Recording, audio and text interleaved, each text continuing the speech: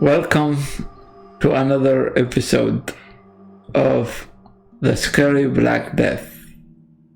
One of the major reasons why the bubonic plague spread in Europe and North Africa during the 14th century was the rise of the Mongol Empire, sometimes called the Tartars, and that because they established a stronger trade on what was called the Silk Road that was functioning between China and Central Asia and the continents of Europe and the Middle East long time ago before the rise of the Mongols. The Mongol peoples were united under Genghis Khan or Genghis circa 1167 to 1227 in the 13th century and created an empire that stretched from the western steppes to the Pacific Ocean.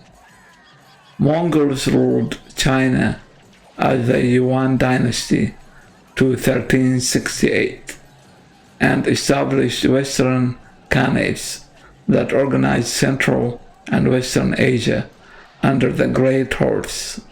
They re-established direct contact between China and the Western states of Islam and Christendom along the famed Silk Road, bringing a Pax Mongolica, Mongolian peace, to the vast area. At least one, probably several, Fuji of bubonic plague lay under the Mongols' control, and one or more of these were probably responsible for the second pandemic. A very recent genetic study appears to demonstrate that plague Yersinia pestis originated in China, and there is no reason that a reservoir would have relocated away from the region.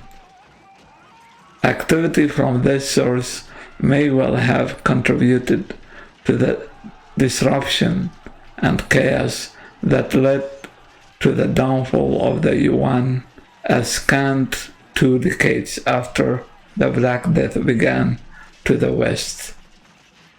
It also appears that a plague reservoir existed in the Black Sea region in or near the Crimea.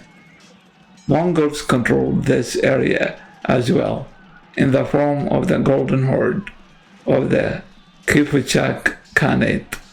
The story of the Mongol siege of Kaffa is told elsewhere, but Shamil Oglu believes the horde as a whole lost 20 to 45% of its population from the 1330s over the next few decades.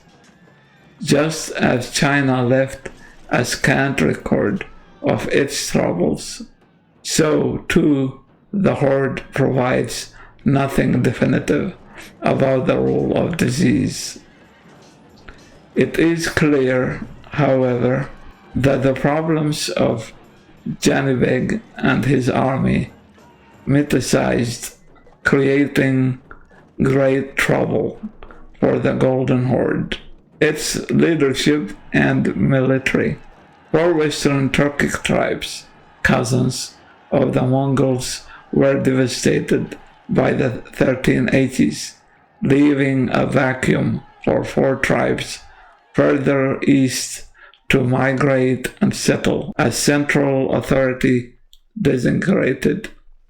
One of the winners in this reshuffling was the Ottoman Turks of northeastern Anatolia, named for their leader Osman, died 1326. This also allowed for the rise of the great Timur the Lame, Tamerlane, or Tamerlang as was called in the Middle East, which means the crippled circa 1325 to 1405, who carved out an empire stretching from Ankara to Moscow to Delhi to Damascus. As Mongolian influence ebbed from its western frontiers, plague no doubt traveled to and through Mongol populations, but to date records have not disclosed the details. Now let us talk about the disease in Europe. Why Europe? Well, because this continent was the most strongly hit by it.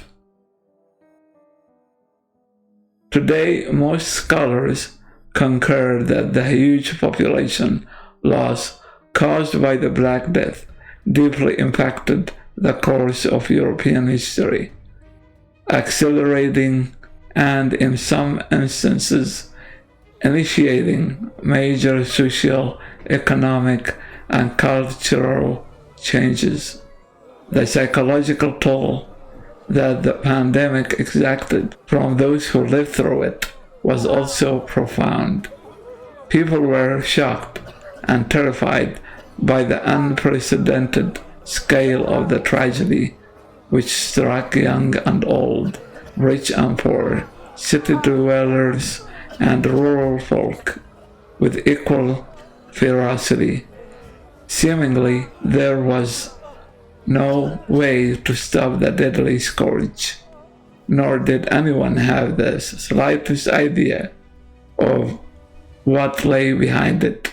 Many people concluded that the mysterious illness must have come from God Himself, a horrific punishment for humankind's sins. The Middle Ages, the name commonly used for the era in the European history lasting from the fall of the Roman Empire about AD 400 to the dawn of the great cultural revival known as the Renaissance about 1400. Traditionally, the Middle Ages is divided into three shorter periods: the early Middle Ages lasting until the start of the 11th century, the High Middle Ages ending about 1250, and the Late Middle Ages, which includes the Black Death pandemic of 1346 to 1352, or around that time. The disease which swept across Europe in the late 1340s seemed to contemporaries to herald the end of the world. To the chroniclers of the Padua, the plague was a devastation more final than Noah's flood, when God had left some people alive to continue the human race. On the other side of Europe, in Kilkenny, John Klein left blank pages at the end of his chronicle in case anyone should still be alive in the future. The very enormity of the disaster drove chroniclers to take refuge in cliches. There were not enough living to bury the dead. Whole families died together. The priest was buried with the penitent he had confessed a few hours earlier. The same comments appear in chronicle after chronicle, and the result can seem curiously perfunctory, with only the occasional vivid detail bringing the reality of the situation before the reader, such as William Dan's remark that the stench from the mass graves was so appalling that people could hardly bear to go past a churchyard. Alongside these verbal cliches are the numerical ones. The most common claim was that scarcely a tenth of the population survived the plague. Other writers opted for 1 in 5. A few more modestly suggested that barely half or a third of mankind was left alive. It is easy to dismiss such claims as meaningless exaggeration. One more example of the notorious medieval tendency to inflate numbers. The mortality rate was clearly nothing like 90%, 1 in 10 surviving, or even 80%, 1 in 5 surviving. But if the figures are exaggerated, they are not meaningless. The chroniclers resort to them is a measure of their horror and disbelief at the number of deaths they saw around them. The best modern estimates of the death rate in England during the first outbreak of plague cluster between 40% and 55%, which give a probable average mortality of around 47% or 48%. In other words, nearly half the population of England died in something like 18 months. Not all of Europe was so badly affected, and even within the worst affected areas, there must have been communities which, for whatever reason, managed to escape relatively lightly. But the Black Death was a human disaster of appalling magnitude. The disease was taking two distinct forms. One, the most common, manifested itself by painful swellings in the groin or armpit, less commonly on the neck, often accompanied or followed by little blisters elsewhere on the body or by blotchy discoloration of the skin. The first sign of illness was a sudden coldness and a prickling sensation like pins and needles, accompanied by extreme tiredness and depression. By the time swellings had formed, the patient would be in a high fever with severe headaches. The victim might well fall into a stupor, unable to articulate when conscious. Several writers note that the matter contained in the swellings and the bodily effluvia were particularly noisome. The other form of the disease attacked the lungs, causing chest pains and breathing difficulties, followed by coughing up of blood and sputum. This was invariably fatal and killed more quickly than the first form, whose victims lingered for several days and might even recover. The name Black Death is later coinage. Contemporaries do not seem to have put a name to the illness, referring to it in non-specific ways as a mortality or epidemic.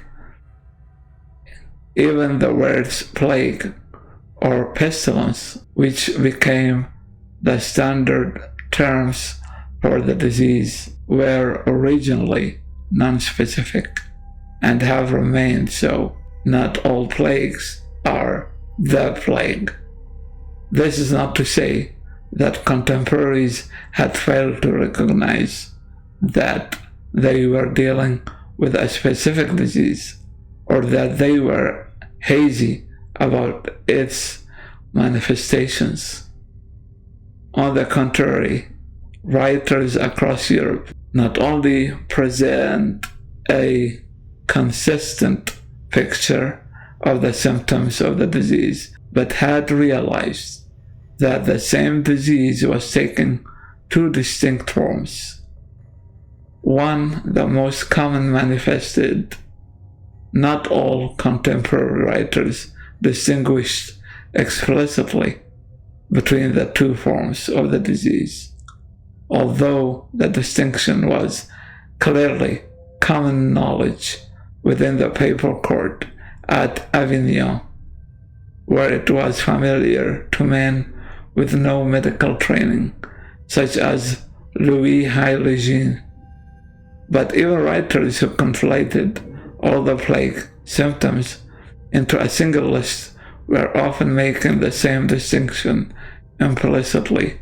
Most believed that the appearance of the swellings was a sign that the body was trying to expel the poisonous matter to its surface, and that if swellings did not form, the poison would work inwards, affecting first the lungs and then the brain. They had recognized, in other words, that the swelling and the coughing up of blood from the lungs did not generally occur together. What such writers were describing were quite clearly cases of bubonic and pneumonic plague. Plague is primarily a disease of wild rodents caused by Bacillus Yersinia pestis. Once the disease has become well established in the human population, person-to-person transmission can occur, but in the first instance, plague can be transmitted to humans only by the agency of fleas from infected rodents. Bacilli multiply rapidly in the blood of an infected rodent and are ingested by fleas feeding on the animal. Several types of flea can carry the disease, but much the most effective vector is the rat flea, Xenopsilia chupis. This will not for choice seek non-rodent hosts if rodents are available, but may be driven to find new hosts as rodent communities are thinned by the plague.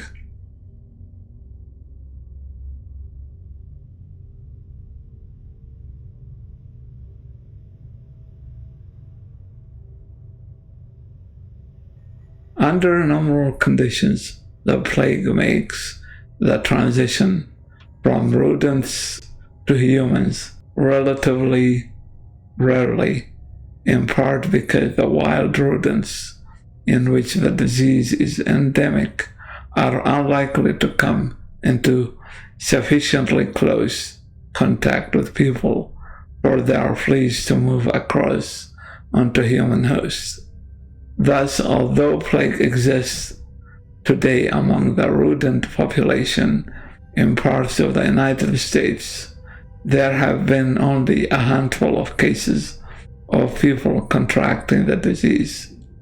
What seems to have happened in the mid-14th century is that ecological changes in Central Asia, where wild rodents formed a reservoir of the disease, drove the infected animals out of their existing habitats and into closer proximity to human settlement, allowing the disease to become endemic among the local rat population and facilitating the movement of the fleas to human hosts.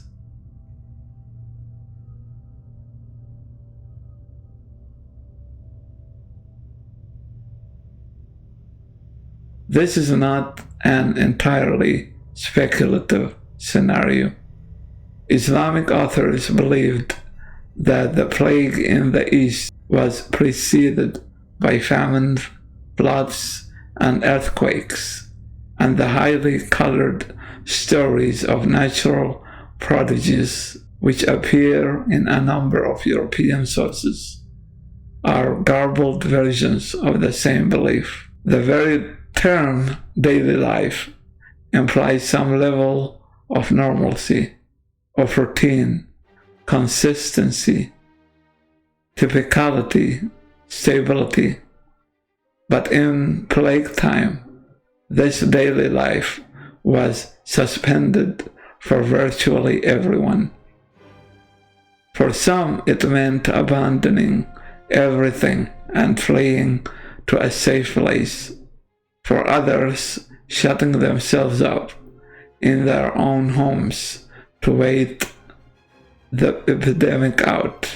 Special diet and medicines that promised good health replaced regular fare at the table and travel restrictions, formal and informal, official and self-imposed, severely limited communications, and even simple shopping.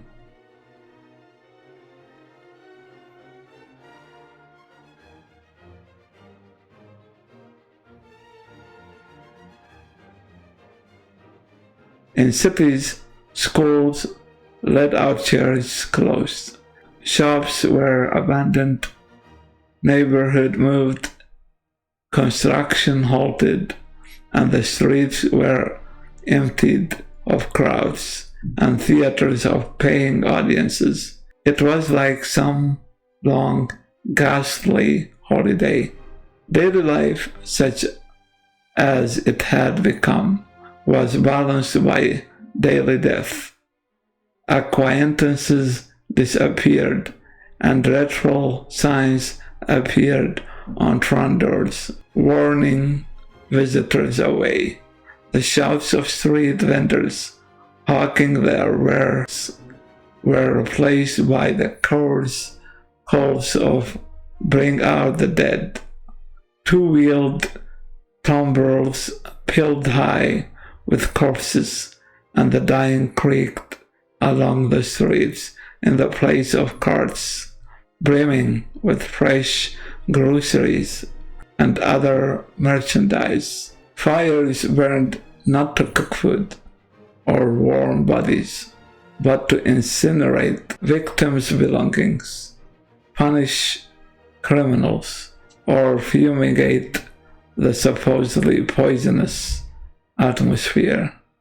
In the face of pestilence, people's faith in doctors and Catholic priests waned, and for many it shifted to self-help, medical books, and Protestantism. Yet, despite the reign of the King Death, life did go on as people altered their habits, assumptions, concerns, and routines to adapt to the extraordinary times. Despite their transformation by corpses, searchers, corpse bearers, fumigators, plague doctors, charlatans, gravediggers, and other denizens of plague time, churches, houses, streets, and roads, monasteries, city halls, hospitals, and other scenes of daily life retain some level of vitality. Sometime in the 1330s, plague slipped out of its isolated homelands in the vast expanses of Central Asia, while it may well have spread eastward into China and south into the Indian subcontinent. Records from these regions tell us little. The disease certainly migrated westward, appearing in the eastern reaches of the Muslim world. By the mid-1340s, it swept southwestward around or across the Black Sea, striking Constantinople and the eastern fringes of the Mediterranean in late 1347. At this point, Muslims and Christians began recording what they understood of the plague's origins and early path, and the horrors to which they became unwilling witnesses. The pestilence traveled with merchants, caravans, armies, pilgrims, and diplomatic missions, and on ships loaded with goods and passengers. Plague broke out in Sicily, Marseille, Pisa, Genoa, and Alexandria. It coursed inland on boats and barges along waterways and down roads and horse paths in carts and on pack animals. It crossed the Alps and Pyrenees, the English Channel and North Sea. Eventually, it made its way across the Great Plains of Eastern Europe and struck the Russian cities of the Don Basin and Moscow itself. Eyewitnesses described the course of the disease in people and communities, the suffering of victims and survivors alike, and the terrible economic and social wreckage the plague left in its wake. Muslim travelers, physicians, and bureaucrats recorded its devastation in Islamic cities, from Baghdad across the Middle East and North Africa to southern Spain, Andalusia. Only a few isolated pockets appear to have been spared. In the end, perhaps as many as 4 of every 10 people were struck down. Others contracted the disease but lived, perhaps gaining some immunity in the process. In the end, the Western world lost something in the neighborhood of 35 million people, most of them in the span of 2 years. Holy men and women prayed, priests and doctors ministered to the sick and dying, and bishops thundered against the people's sins that had angered God, brought down his wrath in the form of the pestilence. After its passing, some repented, others took pitiless advantage of the weak, and all sighed in relief that the scourge had ended. But the horrors of 1347 to 1352 were only the beginning. Though never again would the plague be as widespread or as lethal, it nonetheless broke out time and again as the Middle Ages lurched to a close throughout the West. Where the records are reliable, it seems that plague struck roughly every 10 years, with regional death tolls in the range of 10 to 20%, rather than 40 or 50%. The young seem to die more readily than the more mature, and women more than men, though none could account on immunity. This pattern kept populations from rebounding for a century and a half, but also prompted many changes in public policy that were meant to mitigate or even prevent the plague's raging, from better sanitation and healthcare to quarantining and early warning.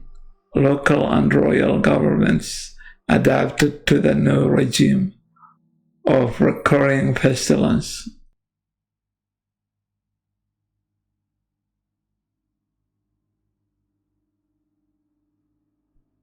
The medical profession, too, attempted to deal with the disease, but its theories and therapies were literally ancient and proved fruitless. Yet each generation continued to place its trust in doctors and their diets, medicines, and regimens for living. Despite the failure of clergy to placate an obviously angry God, people also continued to place their faith in the religions of Islam and Christianity. The Reformation, which fragmented the Catholic tradition in the early 16th century had deep roots in post-plague disaffection, but developed only a century and a half after the plague initial outbreak. Indeed, early Protestants initially sought to purify the venerable religion and its church, not to replace it.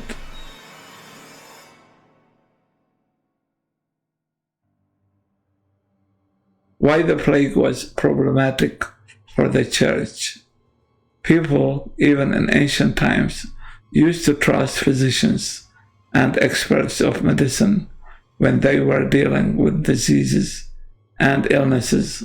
However, most physicians of the time were in disagreement over the plague, and usually very few people had an access to any physician. Thus, the majority of people turned to the church, more specifically the Catholic Church, to get answers from the experts of the Bible, to know what was the plague that was killing so many innocent people. Surely the answers taken from the Bible would be nothing but a superstition.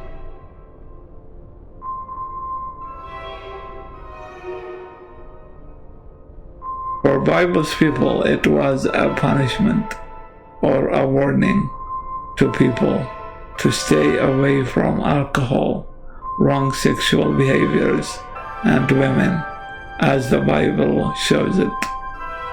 The earliest recorded plagues are those of the Old Testament. Exodus recounts in chapter 7 how the Lord God displays with the Pharaoh's detention of the Israelites in Egypt, sent plagues to the land as a punishment. However, it should be noted that the term plague may not necessarily denote plague in its medical sense, and may in fact be simply a generic term for things going rather badly. Consider for a moment that 7 plagues of Egypt were famously non-bubonic, being successive afflictions of blood, frogs, gnats, flies, the death of the Egyptians in animals, boils, hails, and locusts, rounded off with darkness over the land, and the deaths of the firstborn. In 1 Samuel chapter 5, it is the turn of the Philistines. After capturing the Ark of the Covenant and taking it to the city of Ashdod, they discovered the Lord's displeasure. The Lord's hand was heavy upon the people of Ashdod and its vicinity. He brought devastation upon them and afflicted them with tumors. Verse 6. The Septuagint and Vulgate versions of the Bible make it clear what this plague is by adding quotation, and rats appeared in their land, and death and destruction were throughout the city. End of quotation.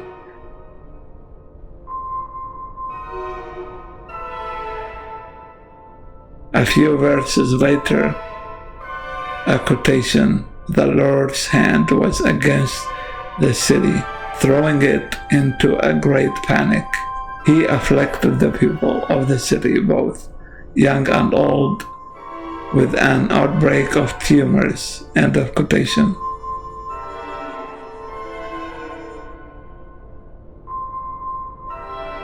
Once again, the Septuagint is more explicit by replacing tumors with tumors in the groin.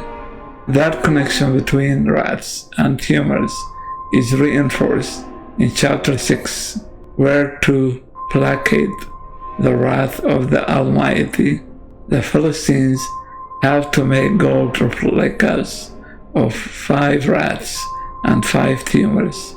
as there were 5 Philistine rulers, because the same plague has struck both you and your rulers. End of quotation.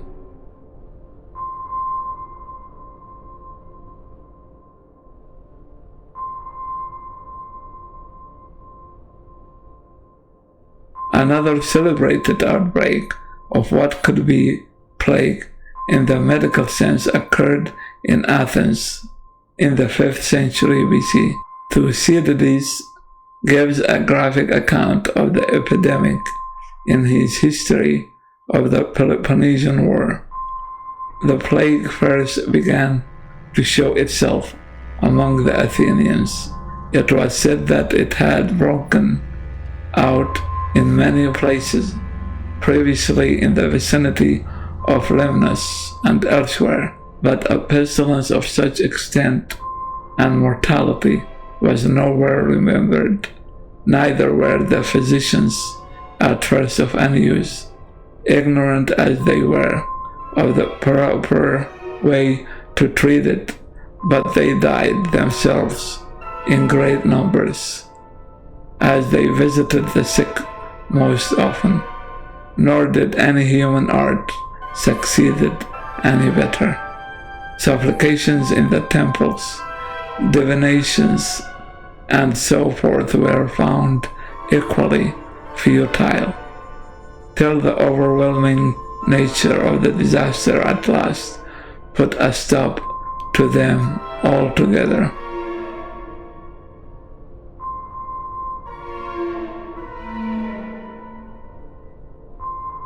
And the Greeks go on to describe the symptoms, which included a terrible fever, livid patches on the skin, and severe diarrhea. People were afraid to visit the sick, and the dead were buried without proper funeral rites. So heavy was the mortality that an air of lawlessness began to prevail, with debauchery and crimes proliferating. Fear of the gods or the law of man did not restrain them. As for the first, they judged it to be just the same whether they worshipped them or not, as they saw all alike perishing. And for the last, no one expected to live to be brought to trial for his offenses, but each felt that a far severer sentence had been already passed upon them all, and hung over their heads, and before this fell, it was only reasonable to enjoy life a little. Whether the Athenian plague really was plague is still a matter of debate, although the symptoms and the reactions of the Athenians are remarkably similar to the Black Death. 1800 years later, Boccaccio would record the same reactions among the Florentines. See you in the next episode.